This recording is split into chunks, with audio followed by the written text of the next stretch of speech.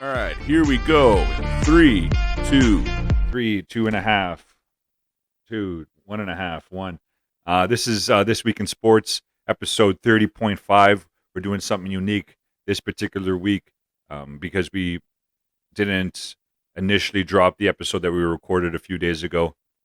So there's been a lot of news, a lot of shit going on here in the world of sports. Oilers killing it. Just swept the homestand. The Jays are the team to beat. Literally, like right after we recorded the last episode, we got Matt Chapman.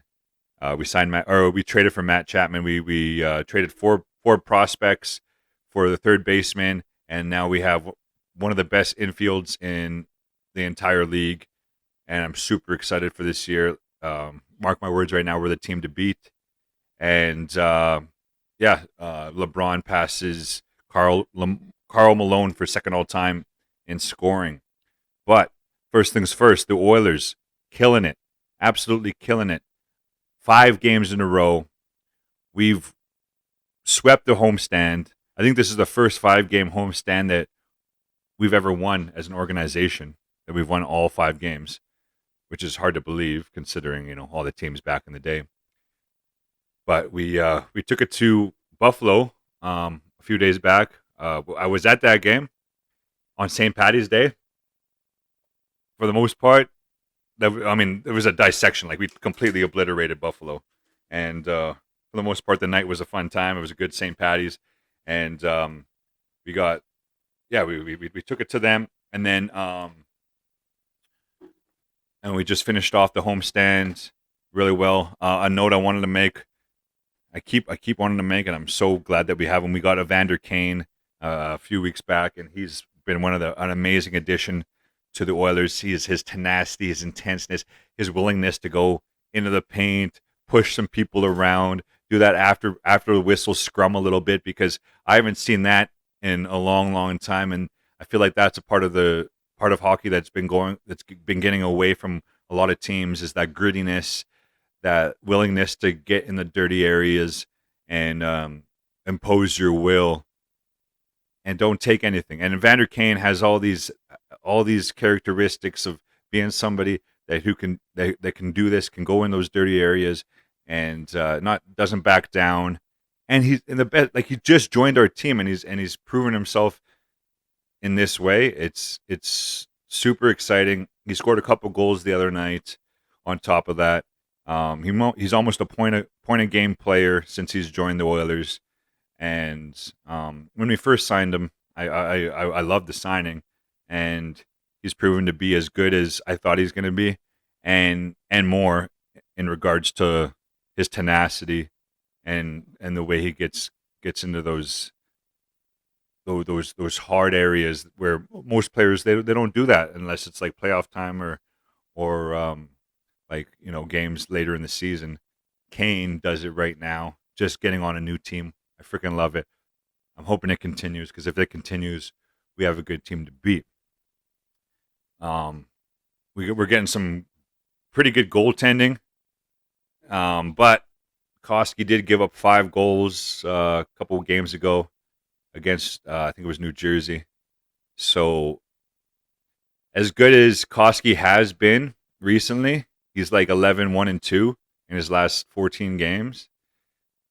There has been hints of inconsistency, and so there's no.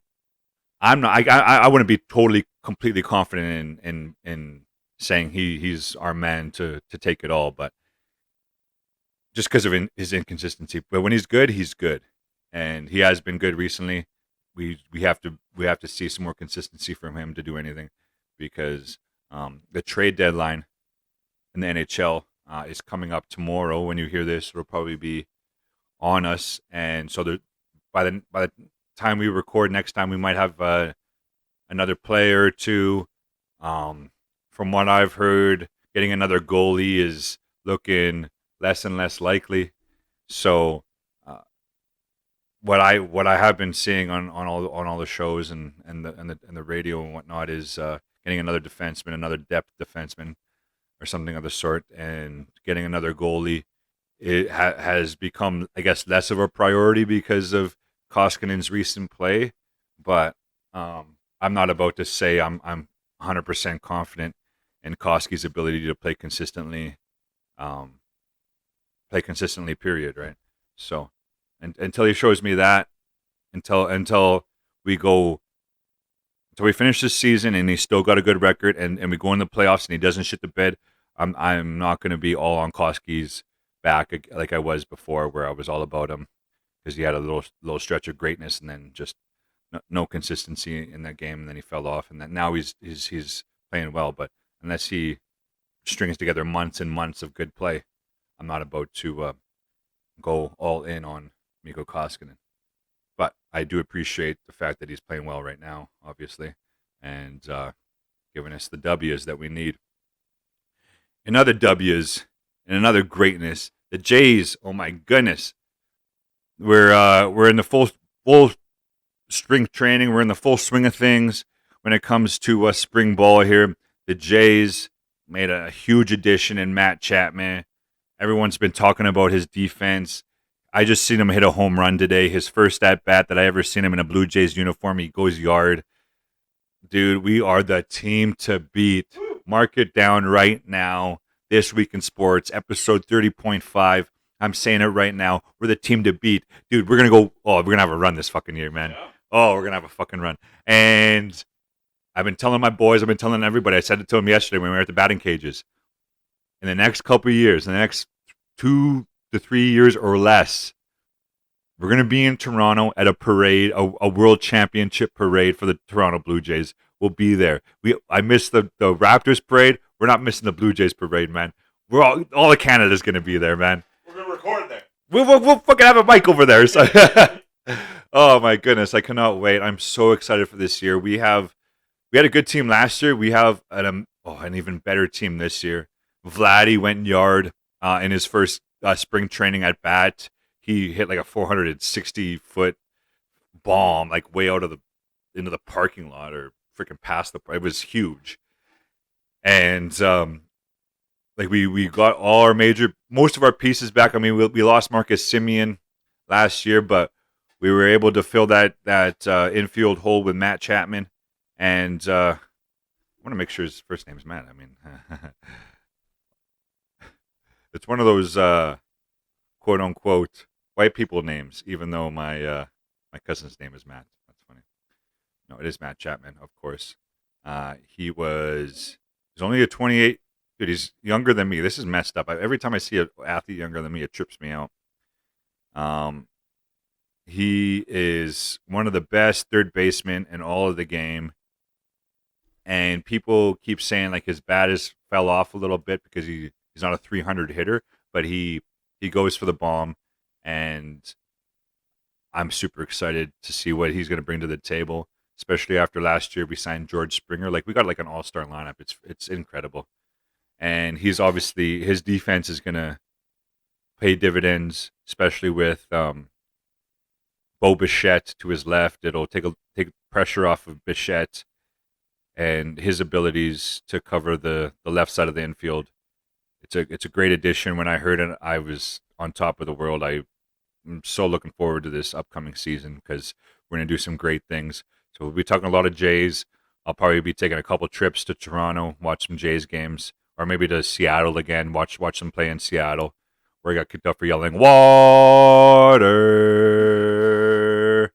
I'm going to do that again. Hopefully, I got to see if Malik Smith is still in the bigs and see if he's still there.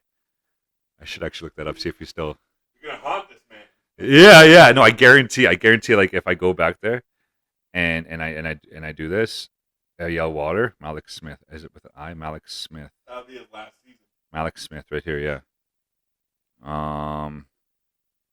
Here's the ironic thing. Oh, I think I mentioned this when I told the story. He's an American professional baseball outfielder in the Toronto Blue Jays organization now. He plays for the Blue Jays, and on my video game. I signed him for some reason. Or he was like a free agent and he got on my team, right? That's fucking trippy, man. So he's in our organization. He may or may not see the light of day again. He was a good player, though. He's fast. He's quick. He's only 28 years old. So he'll get back. I'm sure he'll get back to the bigs. And that's the best part. He'll be on the Blue Jays, and I'm gonna yell at him still. If he comes on the field, Yo, Water, give me your autograph, bro. instantly. Yeah, yeah. Just takes off his cleats and fuck this. I'm out of here. Yeah. No, but point being is, I'm gonna see some games. Probably in Seattle, depending when the Jays are down there and when they're playing in Washington. But I will most definitely be in Toronto at some point this season to catch some Jays games. Most definitely, because I mean, last year was a blast doing that. Seeing their return to Canada after a couple years, it was absolutely amazing. So you heard it here first on This Week in Sports, point 5. The Jays are the team to beat in the bigs. In some NBA news, LeBron James passed Karl Malone for second all time in scoring, and so give him a little. Is this the applause one? Yep. That's for LeBron. So in the same kind of episode, we had Ovi pass Jaromir Jagr for third all time in the NHL scoring list. We had LeBron passing Karl Malone second all time in scoring list. Now he only trails Kareem Abdul-Jabbar for first, and it's in striking distance. He's only, I think, like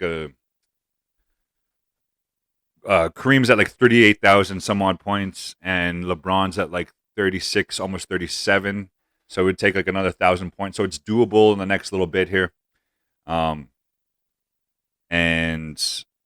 this will only propel the debates of who's better, who's the GOAT, LeBron James or Pascal Siakam. Just kidding, or Michael Jordan. I mean, if LeBron gets first scoring, like if he's number one all time as far as scoring, I mean that's hard to argue. But with that said, I mean MJ, he has 6 championships there, and he's considered by most the GOAT. And in my opinion, MJ is the greatest of all time. LeBron James is the greatest of our time right now. But I mean, you can't really fuck with 6 championships. Just like what we mentioned on the top of episode 30 there, Tom Brady might be like the greatest of all time of any sport. He has got 7 championships. You can't fuck with the championships. Like if you got a certain amount of championships, there's no messing with that, and you have to be on top of your game for many years to obviously continue that greatness.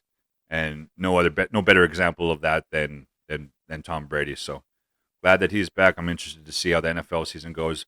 But LeBron will be passing Kareem, I'm sure, in the near future here. So there's always that debate of the greatest of all time. Before we wrap this abbreviated This Week in Sports episode up, I want to do one twish because we didn't have it last one.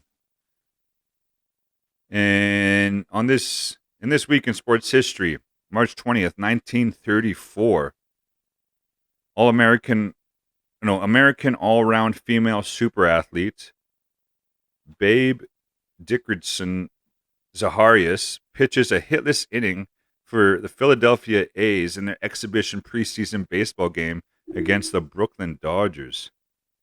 Wow, I did not know of a female pitching in the bigs like that. Good for her. Scoreless inning too. That's pretty dope. MLB? Yeah, back in the day, bro. Zaharias, Babe Zaharias. Her first name is Babe. That's great. Do they have gender rules nowadays? No, there's no gender rules, bro. Not in MLB. yeah, not in the North American sports. Just in Olympics. Oh, okay. In Olympic competition. So like women could compete, and that'd be awesome to see them I think compete. they should. Well, I mean, it's If they're good, if they're good enough, yeah, that's what I mean, yeah. Fuck yeah. Well, of course, man. Of course, most definitely. And that reminds me of in a previous This Week in Sports history, we mentioned the Tampa Bay Lightning and the female goaltender that they had in there for an exhibition game too. So there has been history of this, and it's awesome. Like we need more of this, most definitely. In other Twish, another edition of Twish. This day, this week in sports history, March 20th, 1989. The baseball announces Reds manager Pete Rose is under investigation. He is the infamous dude that bet on baseball games while he was a manager. Ooh. And he basically got banned from baseball entirely because it came out that it was true. But I mean, in most circles, he's still one of the better managers, one of the better players of all time. But I mean, baseball has so much controversy throughout it. So no, not that sport. No one would cheat. Yeah, a year later, in 1990, it's ironic. We were talking about LeBron passing Karl Malone, and just he's trailing Kareem Abdul-Jabbar. In 1990, March 20th, the LA Lakers retire Kareem's number 33. That's a number that will never be worn by any other LA Laker, and it hasn't been worn since then, and will not be worn again for the LA Lakers. Kareem Abdul-Jabbar, one of the best to ever do it. LeBron right on his heels as far as taking over the all-time scoring list. One final note on this week in sports history. This day in 2020, after 20 years with the New England Patriots, 6-time Super Bowl winning quarterback, Mr. Tom Brady, officially agrees to move to the Tampa Bay Buccaneers on a 2-year, $50 million guaranteed deal. He later went on to win another Super Bowl for the Bucs and announces retirement the following year after his deal was up.